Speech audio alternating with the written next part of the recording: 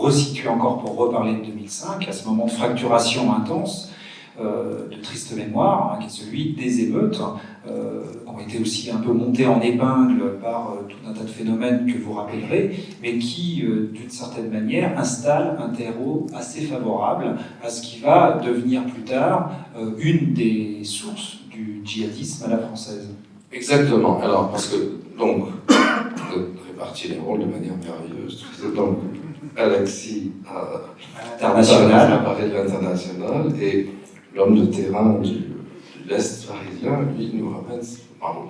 Effectivement, il y a deux, en fait, là, je commence à devenir, c'est un peu compliqué, en fait, il y a deux dialectiques qui fonctionnent. Celle du djihadisme et celle de l'islam de France, qui ne sont pas nécessairement liées l'une à l'autre. L'une ne découle pas de l'autre. Mais en 2005, il y a deux phénomènes de troisième génération qui vont percoler.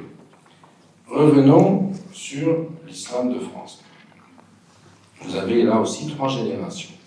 Première génération, celle que j'appelle, ou je vais identifier comme telle, surtout dans les livres précédents, avec notamment avec 93, la génération des darons. C'est-à-dire, les darons, vous savez ce que ça veut dire? Qui ne sait pas? On va leur expliquer.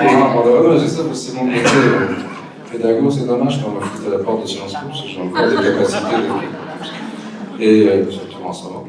Donc, daron, c'est un terme, en fait, c'est pas comme toubib ou klebs, hein, c'est pas un mot qui vient du dialecte nord-africain, c'est un vieux mot français, et du reste, le terme est utilisé par Victor Hugo dans Les Misérables. Victor Hugo qui a été lu ce matin et qui garde, me semble-t-il, une force extraordinaire pour nous permettre de penser la société, et peut-être pas dans le sens qui a été fait ce matin.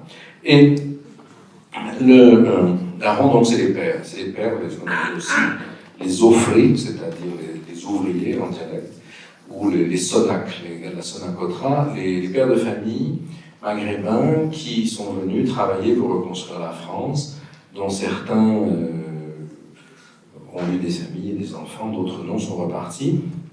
Et ce sont eux qui vont être d'une certaine manière en charge de l'islam qu'on n'appelait pas du tout de France à l'époque, mais en France jusqu'en 89. Puisque, et là c'est quelque chose qui est le prélude à ce que j'ai appelé ensuite le ressac rétro-colonial, car Mohamed Merah a quand même tué les enfants de l'école Ozar à Torah à Toulouse le 19 mars 2012. C'était certes le début de la campagne présidentielle, mais c'est aussi le 50e anniversaire, jour pour jour, de la mise en œuvre des accords d'Évian. Et il y a plus de 500 odonymes, de 500 noms de rues du 19 mars 62. Bon. Ça veut dire le retour du contingent. Trivialement, si vous me le permettez, c'est rue Laquille, bordel. Mais ces mêmes rues sont débaptisées aujourd'hui par le Front National. À Béziers, Ménard et à Beaucaire-Sanchez, tous deux d'ailleurs issus de familles pieds-noirs, débaptisent ces rues comme symbole d'indignité nationale, si je puis toucher un autre débat qui me tient à cœur aujourd'hui, et parce que c'est une défaite honteuse de la France et qu'il ne faut pas célébrer comme telle. Merah lui-même ne savait peut-être même pas ce qu'il faisait ce jour-là, mais c'est très intéressant parce que, si vous voulez, l'une des raisons pour lesquelles la France est tellement touchée par le phénomène, c'est que c'est un phénomène qui va rencontrer une grande partie de l'impensée rétro-coloniale. Le frère Merah Abdelrani, celui qui n'était pas d'accord avec le reste de sa famille et qui a écrit, raconte la haine viscérale de la France dans laquelle cette famille a grandi, du père dealer jusqu'à la mère et la sœur fière. Sohad Merah, qui, comme vous le savez, touche 2500 € de l'allocation familiale, comme mère isolée de 4 enfants, 2 d'un dealer et 2 d'un djihadiste, c'est-à-dire le salaire de l'un de mes collègues professeurs d'université à Paris 3 aujourd'hui à quelques dizaines d'euros près. Ça aussi, c'est une France qui me semble ne pas aller bien. Et je ne sais pas, tu leur envoquer, disant ceci, je constate la réalité. Et, on avait bien compris. Non, je n'ai rien contre. Et donc ce phénomène, jusqu'en 89, c'est les darons. Un islam qui ne veut pas être de France, pour cette raison que vous écrivez, parce que la France, c'est l'apostasie.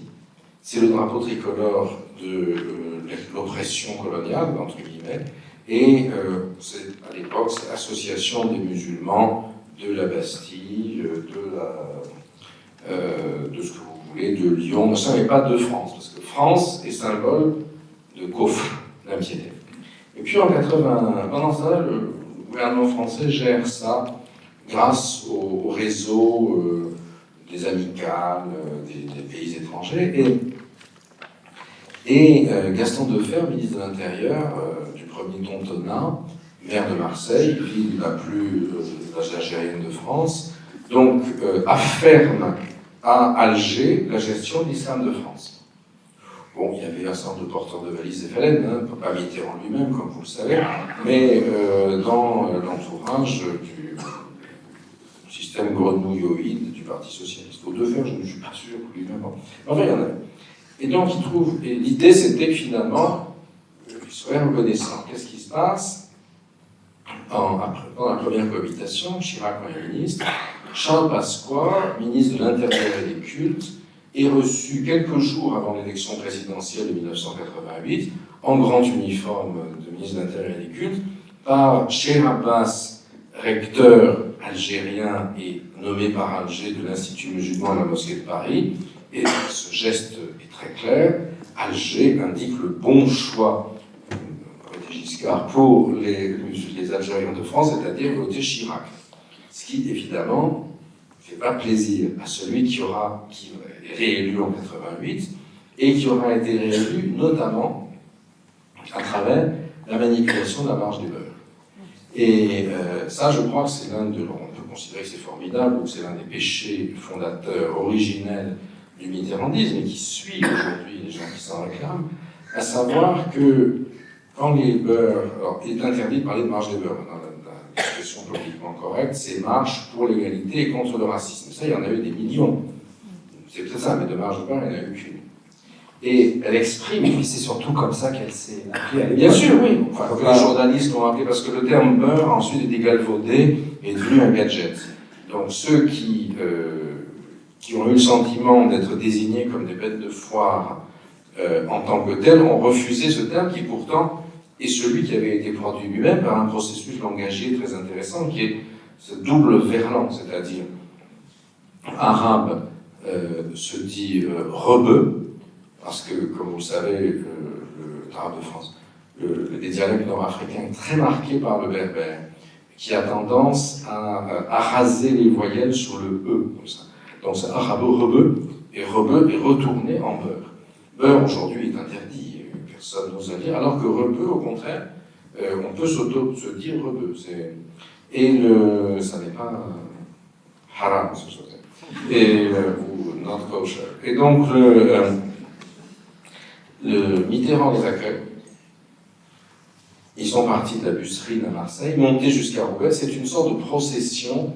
Ça j'ai écrit ça dans Passion française. Ça a fait froncer le beau sourcil des journalistes de l'Observateur. Comment pouvez-vous dire que c'est la procession de la France algérienne? Vous êtes un raciste et un colonialiste. Non, pas du tout. Il n'y a plus d'Algérie française. Et il y a une procession qui marque le territoire de la France, dans laquelle une colonie algérienne, c'est pas moi, hein, c'est Abdelmalek Sayad, qui ne peut pas être soupçonné, je sais pas, qui trouve ce terme, qui monte, qui suit exactement ces territoires, de Marseille au Roubaix en passant par la vallée du Rhône, et qui arrive pour présenter ses doléances chez qui François Mitterrand, ci-devant ministre de l'Intérieur durant la guerre d'Algérie, qui, après la Toussaint Rouge, a dit avec le FLN, la seule négociation, c'est la guerre. Et avec les enfants du FLN, la seule négociation, c'est la ruse. C'est SOS, c'est les concerts. Et c'est surtout, en 86, la proportionnelle, qui sauve la mise au PS, mais qui, du coup, fait monter le Front National à l'Assemblée. Cristallisation sur ces jeunes gens qui demandaient à entrer en politique. Et qu'on dit, vous ne représentez pas grand-chose, amusez-vous au concert.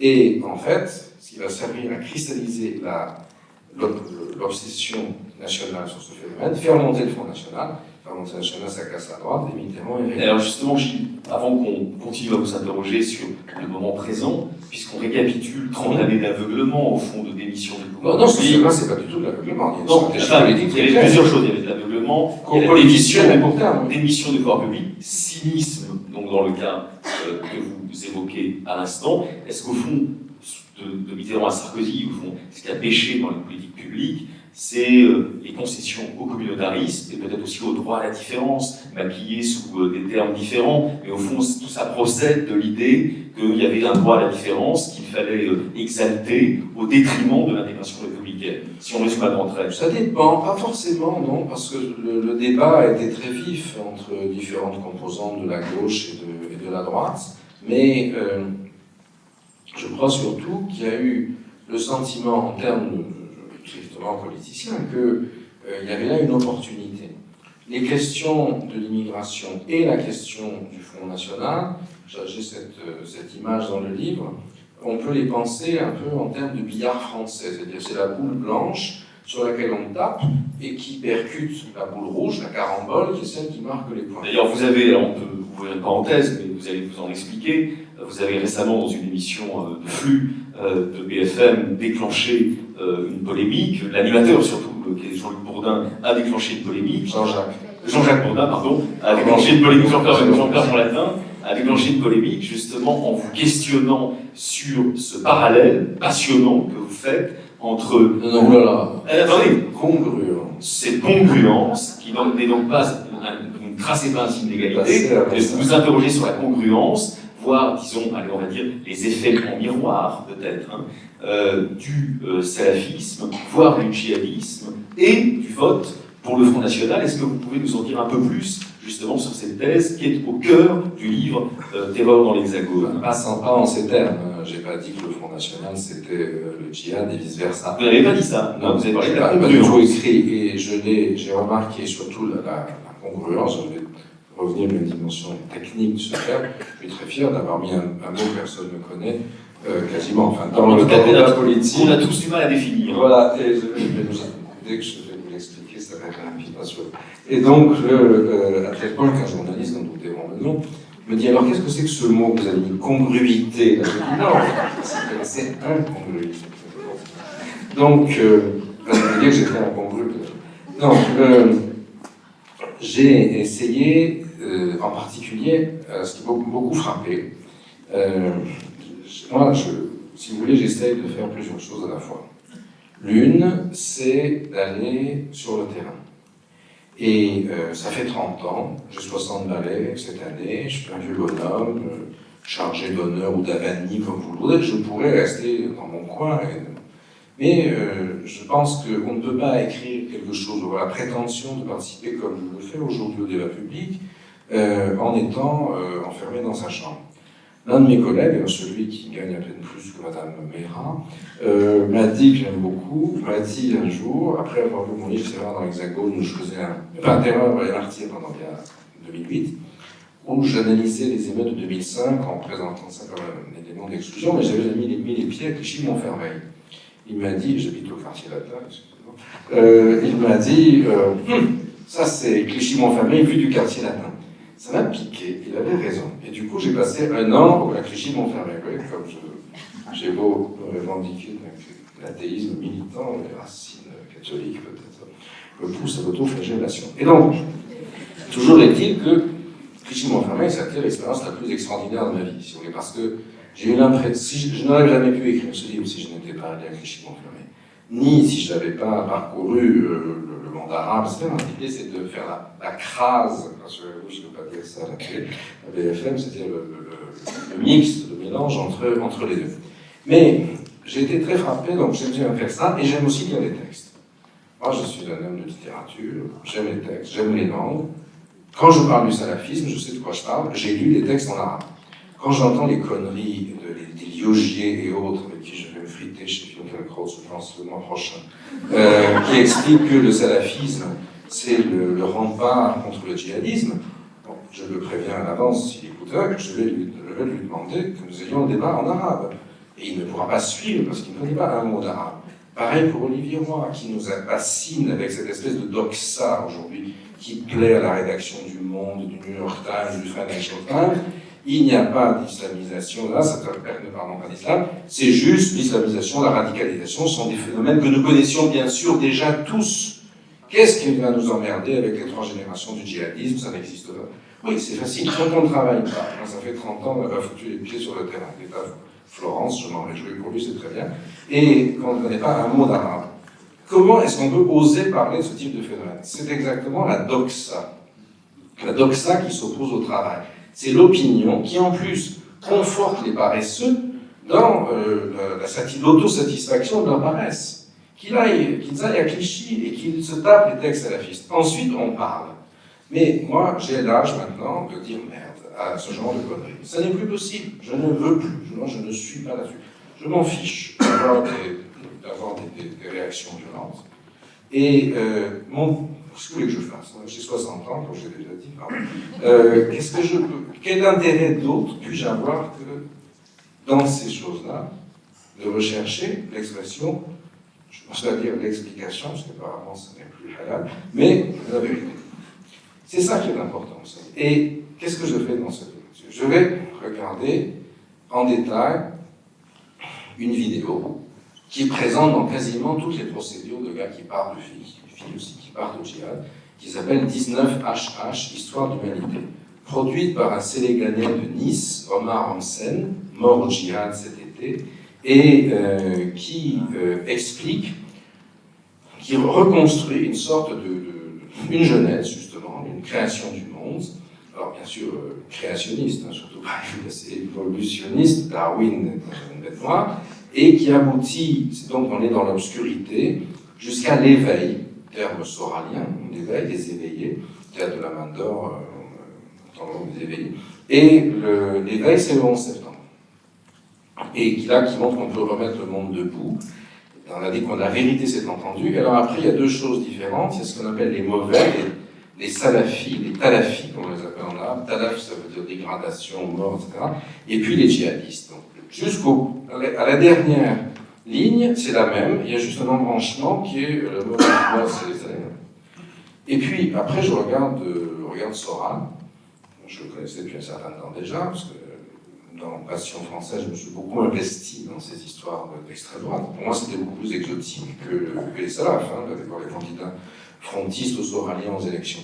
Et en fait, je remarque donc la congruence parfaite entre ce qu'on peut voir dans la littérature djihadiste et ce qu'on peut voir dans la vie des vidéos. Je ne parle plus de littérature, personne ne lit rien, sauf qui vont au Brest, et tout le monde regarde les vidéos, les réseaux sociaux, etc.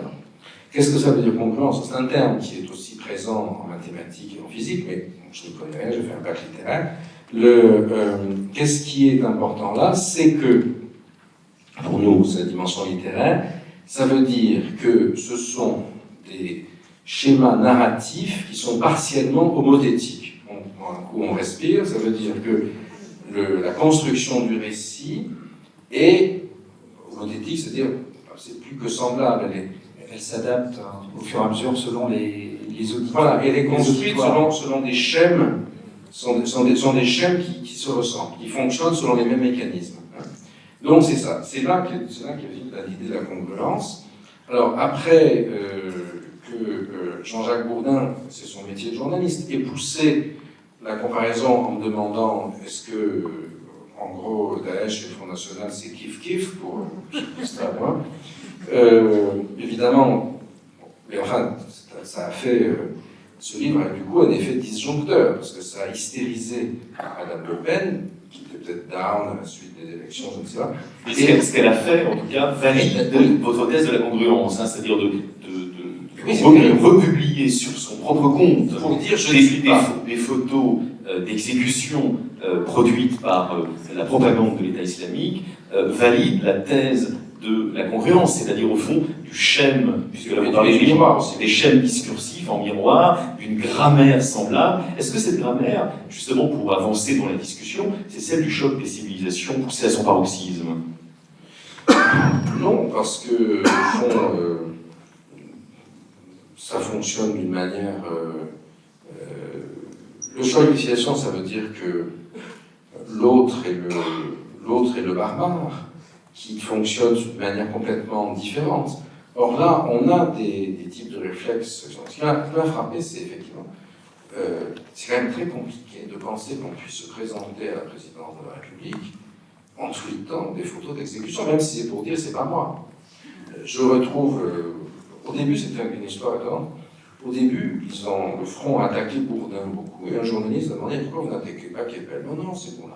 Puis après ça a changé, Philippot a attaqué le malheureux professeur. Bon, peut-être parce que lui-même étant énarque, s'est senti visé davantage par la critique de l'ENA que par celle de Bourdin. Allahu A'lam, c'est le seul Dieu que nous sachions. Et il se trouve que, sortant du maquillage, qui est le lieu dans lequel se fait le débat aujourd'hui, sortant du maquillage de BFM, sous la porte, sous qui je tombe, Philippot. Il me dit, ah, monsieur Keppel. Je dis, ah, monsieur Philippot, alors il paraît que vous m'attaquez sans me lire. Je n'ai pas besoin de vous lire, je vous ai entendu. Je lui dis, mais vous devriez lire. Pourtant, à l'ENA, je crois qu'on vous apprend à lire. Vous avez devant vous un cadre de neige. Je dis, mais non, c'est pas ce que j'ai dit. Lisez-moi, je suis prêt à débattre avec vous, mais à condition que vous ayez lu. C'était instituteur de préparatoire. Non, j'ai aucune envie de débattre avec vous. Évidemment, j'ai pensé raconter cette histoire ensuite. Et on voit là la limite, si vous voulez, de ce type de phénomène. Mais je voudrais revenir à cette histoire de l'islam de France, qui me semble plus importante que l'anecdote, même si ça nous détend un peu en ce jour de pseudo-commémoration. La deuxième génération. Donc, Pierre Jox devient ministre de l'Intérieur, du second Antonin, évidemment, ils ont l'Algérie en ligne de mire, qui les a trahis. On est en 88. Hein. Oui, c'est ça. Et il va créer quelque chose qui s'appellera le CORIF, Conseil de... CORIF, ça fait penser à quelque chose. Hein. J'ai une autre religion sémitique, etc. Qui n'aime pas non plus manger du halouf. Et donc, mais c'est pas le même air. Hein, c'est pas représentatif. Car il ne s'agit pas de représenter les musulmans, mais de réfléchir. Conseil de réflexion sur l'islam de France, déjà. Et qui aboutira, après divers retards, au CFCM de Sarkozy, chose moribonde, qui aujourd'hui toujours, et qui se survit. Et dans cette perspective donc l'État veut cesser d'affermer à des États étrangers la gestion et va chercher l'émergence d'un islam français. Ça n'intéresse personne à l'époque. Les enfants des darons qui savent faire quelque chose cherchent à être informaticiens, professeurs, entrepreneurs, tout ce que vous voulez, mais pas tout à gérer l'islam de France. Ce que ça va intéresser, c'est les frères musulmans, les Dars, c'est-à-dire venus d'Algérie, du Maroc, de Tunisie, du Maghreb, du Moyen-Orient, etc., et qui vont s'emparer de ces instances et s'en servir pour construire une communauté dont ils se font les représentants par rapport à l'État, et d'enfermer la diversité de la population d'origine musulmane dans une communauté dont ils veulent être les porte-parole et qu'ils vont définir de manière religieuse. Et contrairement aux salafistes, les salafistes ne sont pas dans une rupture culturelle de base, mais plutôt dans la constitution d'un espace politique sur une base religieuse qu'ils vont dealer. Ce que finalement Sarkozy trouvera formidable. En 2003, Sarkozy, ministre de l'Intérieur, va au congrès du OR avec comme irritant le voile. Là encore, dans la phase 1, l'enjeu c'est la construction des mosquées. Dans la phase 2, ce problème est en train de se régler parce que les gens commencent à devenir français et votent. Donc un maire, et maire ça s'est compté, quand il n'y a aucun musulman qui vote, c'est pas de mosquée, et quand il commence à voter, ils ont des mosquées. D'ailleurs, la première ville où il y a eu vraiment une mosquée qui était un enjeu municipal, c'est Roubaix, parce qu'une très grande quantité des musulmans de Roubaix sont harkis. Et André Diligent a raflé la mairie aux socialistes en promettant la mosquée que les socialistes ne voulaient pas leur donner parce que pour eux, harki égale fasciste. Et aujourd'hui, les enfants de harki sont les patrons des mosquées salafistes les plus hard de Roubaix, puisqu'ils se sont fait traiter de tout toute leur vie par des enfants du FLN qui, bière à la main, binge en main, comme on dit dans le Nord, leur on dit salaud, traître. Les gars maintenant débarquent jusqu'ici et la déjà à la course, ils leur disent salaud, apostat. Donc, ça, c'est une histoire intéressante aussi, parce qu'on voit quand même la construction sociale de ces choses-là, qui correspond aussi à d'autres aspects. Et Sarko, en 2003, va au congrès du OIF, comme ministre de l'Intérieur, leur dit « Je viens d'ici en ami. Sous-entendu, votez pour moi, car entre conservateurs, nous pouvons nous entendre, entre buissonniers. » Et bon, ça, à l'époque, il n'était pas encore. Il n'est pas encore pour être inventé, très mais c'est pas grave. équitable à ce débat. non, mais entre buissonniers, Notre futur buissonnier. voilà, buissonniers, on est buissonniers avant même d'être buissonniers, vous savez. Et bon, simplement, il se fait siffler. C'est plus compliqué de manipuler le religieux que ce qu'il croyait. Il se fait siffler quand il dit que la carte d'identité, les photos doivent être nues. Cette affaire dure à peu près, avec le voile comme irritant majeur, ça finit avec la commission Stasi, dont votre serviteur était membre, et avec les émeutes de 2005, où l'UOIF fait une fatwa, probablement sur ma demande, disant que c'était haram de brûler les voitures, etc. Le jour où cette fatwa apparaît, c'est le pic du nombre de voitures brûlées dans l'Hexagone, de filles blessées, ce qui indique qu'ils ont perdu le contact. Et la troisième génération, justement là, c'est 2005, c'est la même année.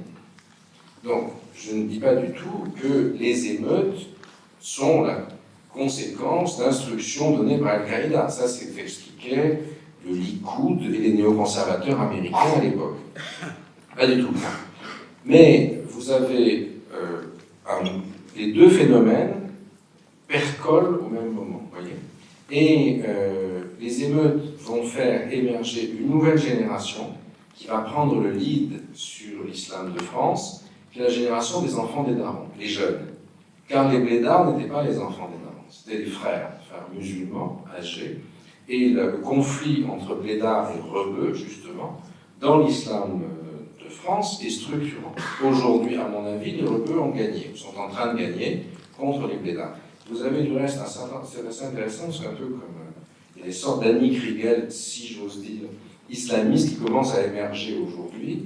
Il y a eu Farid Abdelkrim, qui lui est chanteur dans un niveau de Johnny Hallyday peut-être de l'islamisme, mais il y en a un plus intéressant, Mohamed Bouazi, qui est ingénieur, qui était le patron des étudiants musulmans de France, qui vient publier un livre chez Michalon, je ne sais pas si vous l'avez reçu, très intéressant parce que lui, c'était un cadre intellectuel des islamistes en France et qui déconstruit tout le système, la langue de bois, etc. Et ça a un côté, si vous voulez, enfin, toutes choses égales par ailleurs, Annie Kriegel, ancienne membre du Parti communiste, expliquant comment ça fonctionnait.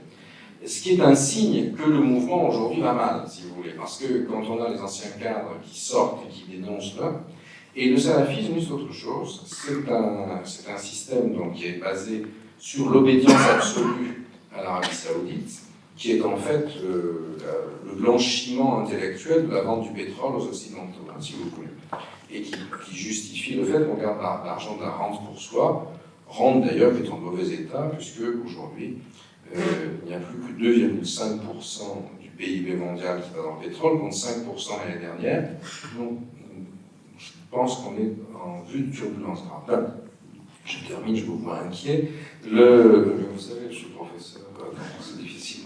Je suis habitué à avoir des élèves qui voyez sur la mauvaise note. Hein, et donc, le salafisme apparaît en 2005 à un moment, justement, où après les émeutes, enfin, il est déjà présent, mais il pense à force, vous avez d'un côté inscription massive sur les listes électorales, participation aux élections, c'est 2012 que j'ai analysé en Passion française, 400 candidats issus de l'immigration, en grande partie algérienne, ce qui pose toutes sortes de problèmes, c'est-à-dire comment est-ce que les enfants de gens qui sont battus, qui ont été tués pour ne plus être français, désormais se présentent pour incarner la souveraineté du peuple français. Et si vous regardez Passion française, il y a toutes sortes de discours de légitimation de cette action qui sont tout à fait intéressants, qui montrent, à mon avis, la faille et la catastrophe qu'est l'incapacité que nous avons eue de mettre à plat l'histoire coloniale. Et ce retour du refoulé, c'est Merat, si vous voulez, à mon sens. C'est ainsi que je l'interprète. Quoique Merat lui-même ait eu dans la tête, c'est probablement pas grand-chose, mais suffisamment malins, qui aient suffisamment de vis, comme on dit à Alger, le vis et le tournevis, pour pouvoir blouser j'essaie de parler le langage de mes interlocuteurs, pour pouvoir blouser les flics. Ils ont quand même essayé jusqu'à la dernière minute, je voulais le recruter comme informateur. Donc je me tème ce qu'ils font,